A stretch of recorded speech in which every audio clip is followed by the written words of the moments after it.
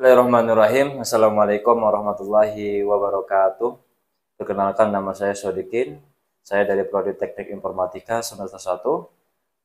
Bahwasanya di sini saya ingin mempresentasikan atau mengerjakan tugas agama, yang dimana tugas agama ini diperintah oleh Ustadz Rosidi untuk mempresentasikan isi daripada ayat Al-Hasyr dari ayat 18 sampai ayat 24. Sebelum itu, mari kita dengarkan ayatnya.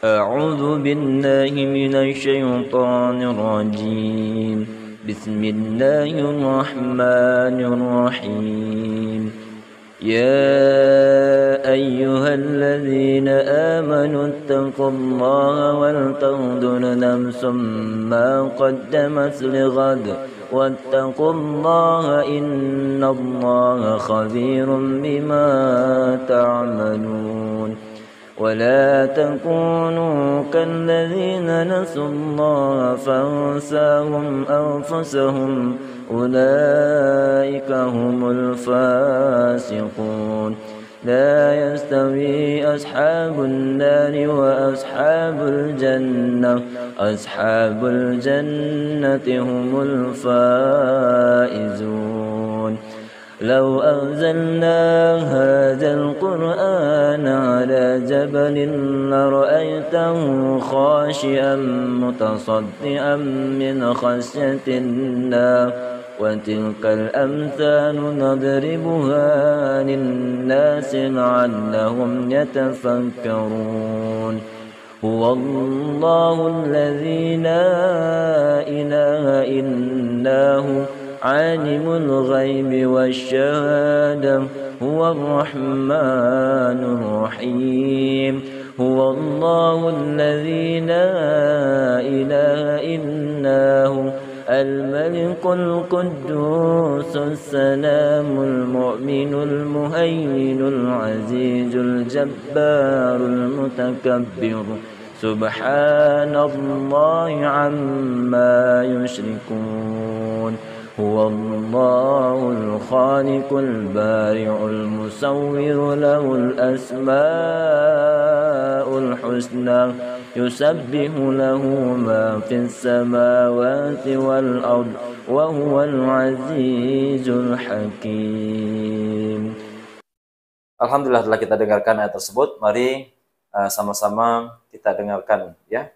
Dari saya Al-Fakir menyampaikan yang pertama, ayat 18 ini yang berbunyi, ya ayyuhallazina amanu taqullaha wa la tanzur nafsun ma qaddamat ligad wattaqullaha innallaha khabirum bima ta'malun.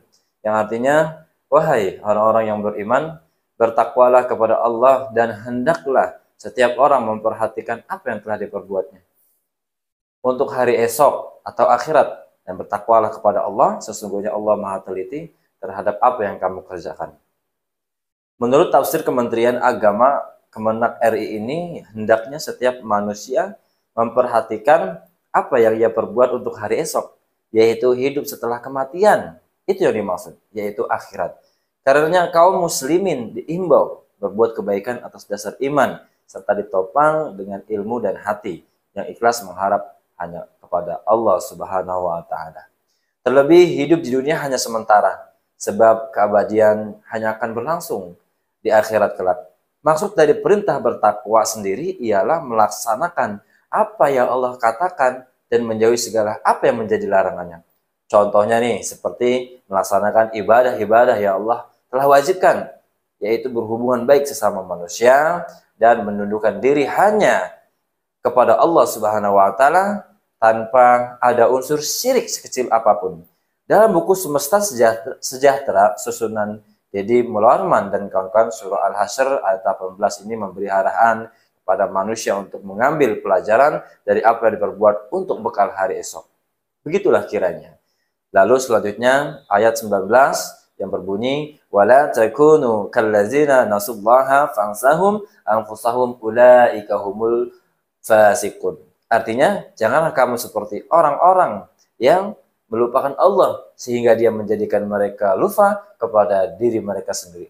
Mereka itulah orang-orang yang fasik. Apa itu fasik? Ya, di sini diceritakan tentang fasik ya.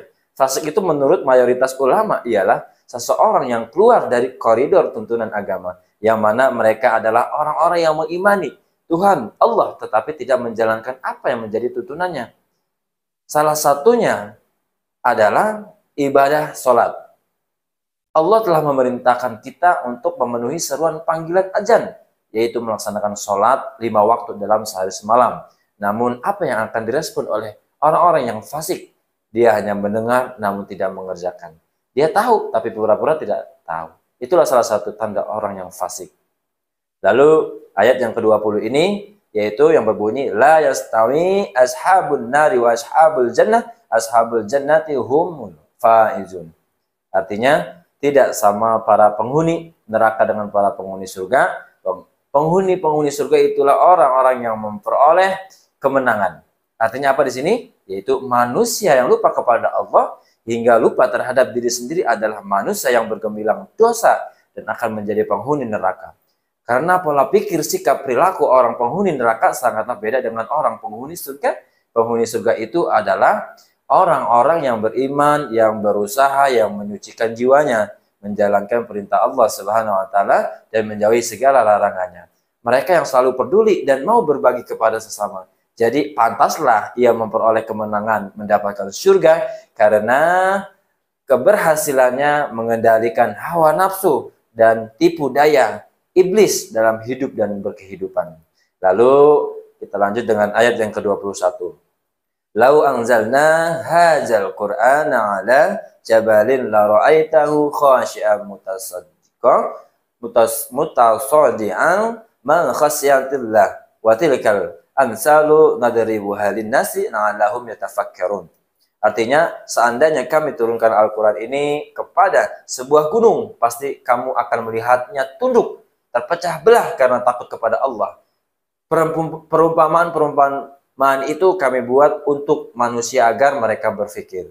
Nah, dalam ayat ini diterangkan bahwa nih, seandainya gunung-gunung itu diberi akal serta pikiran dan perasaan seperti yang telah dianugerahkan kepada manusia, kemudian Al-Quran diturunkan kepadanya. Tentulah gunung-gunung itu tunduk kepada Allah, bahkan hancur lebur karena takutnya kepada Allah Subhanahu wa ta'ala. Maka kita manusia yang memiliki dan diberi akal serta pikiran wajib mengimani adanya kebesaran Allah Subhanahu wa ta'ala. Lalu ayat yang ke-22 yaitu wallahu la ilaha illahu alimul ghaibi wasyahadah huwa rahmanur rahim. Artinya dialah Allah yang tidak ada Tuhan selain Dia. Dialah yang mengetahui yang gaib dan yang nyata. Dialah yang Maha Pengasih lagi Maha Penyayang. Hanya Allah lah Tuhan yang wajib disembah. Dialah yang mengetahui apa yang tidak diketahui oleh kita. Jodoh, rezeki, takdir, serta maut. Hanya Ialah yang tahu. Jadi kita manusia janganlah pernah menjadi sok tahu tentang apa yang belum ada pembuktiannya. Jangan pernah percaya dengan ramalan, dukun yang sifatnya hanya mengira-ngira. Kalaupun benar itu hanya sebuah kebetulan. Jadilah manusia tabayun dengan apa yang kita lihat. Lalu ayat yang ke-23 ialah wallahu la ilaha illahu al-malikul qudusus salam mu'minul muhaimin al-azizul jabbarul mutakabbir subhanallah amma yusyrikun. Artinya dialah Allah yang tidak ada Tuhan selain Dia. Dia adalah Maharaja yang Maha Suci, yang Maha Damai, yang Maha mengaruniakan keamanan, Maha mengawasi, yang Maha perkasa, yang Maha kuasa, dan yang memiliki segala keagungan, Maha suci Allah dari apa yang mereka persekutukan. Dialah Allah, Tuhan yang Maha Esa, yang memiliki segala sesuatu yang ada dan mengurus segalanya menurut yang Dia kehendakinya, yang Maha suci dari segala macam bentuk cacat dan kekurangan, yang Maha sejahtera, yang Maha memelihara keamanan, keseimbangan, dan kelangsungan hidup seluruh makhluknya. Maha perkasa, tidak menganiaya makhluknya. Tetapi tuntutannya sangat keras. Dia Maha besar dan Maha suci dari segala apa yang dipersekutukan dengannya. Lalu yang terakhir, ayat 24. Wallahu khaliqul bari'ul musawwiru lahul asma'ul husna. Yusabbihu lahu ma fis samawati wal ard wa huwal azizul hakim. Artinya, dialah Allah yang maha pencipta, yang mewujudkan dari tiada yang membentuk rupa. Dia memiliki nama-nama yang indah. Apa yang ada di langit dan apa yang ada di bumi senantiasa bertasbih kepadanya. Dialah yang maha perkasa lagi maha bijaksana. Allah maha pencipta seluruh makhluk. Pencipta seluruh makhluk, maha membentuk ciptanya dengan bentuk yang dia kehendaki. Dia banyak memiliki asmaul husna. Seluruh makhluk di 7 langit dan bumi bertasbih dan bertahmid kepadanya. Dia maha perkasa dalam kerajaannya dan maha dalam kerajaannya dan maha bijaksana dalam mengatur urusan setiap makhluknya. Mengutip dari buku tafsir Ibnu Katsir volume 7 karya Abdullah, tafsir dari surah Al-Hasyr ayat 18-24, yaitu ayat 18 sampai ayat 20. Pada ayat ini terdapat perintah untuk senantiasa kita bertakwa kepada Allah, melaksanakan semua perintahnya dan meninggalkan semua segala larangannya. Allah Subhanahu wa taala akan memuliakan orang-orang baik dan menghinakan orang-orang yang jahat. Lalu ayat 21 sampai ayat 24, ayat ke-21 sampai 24 merupakan 3 ayat terakhir dari surah Al-Hasyr. Beberapa asmaul husna disebutkan dalam ayat ini. Ayat ini mengandung makna bahwa sebagai seorang muslim hendaknya mendengar dan memahami firman-firman Allah Subhanahu wa taala dan juga tunduk kepadanya. Umat muslim yang membaca 3 ayat terakhir ini akan didoakan oleh 70.000 malaikat hingga sore hari. Jika meninggal pada hari itu juga termasuk adalah orang yang mati syahid dan akan mendapatkan kedudukan yang sama. Masya Allah. Sahabat yang dimuliakan oleh Allah Subhanahu wa taala, semoga ini menjadi tazkirah untuk kita semua, menjadi makhluk yang selalu senantiasa mendapat rahmat Allah dan senantiasa mengimani dari segala kebesarannya. Mungkin cukup bagi saya menerangi isi surat Al-Hasyr ini. Al-Fakir pamit undur diri. Assalamualaikum warahmatullahi wabarakatuh.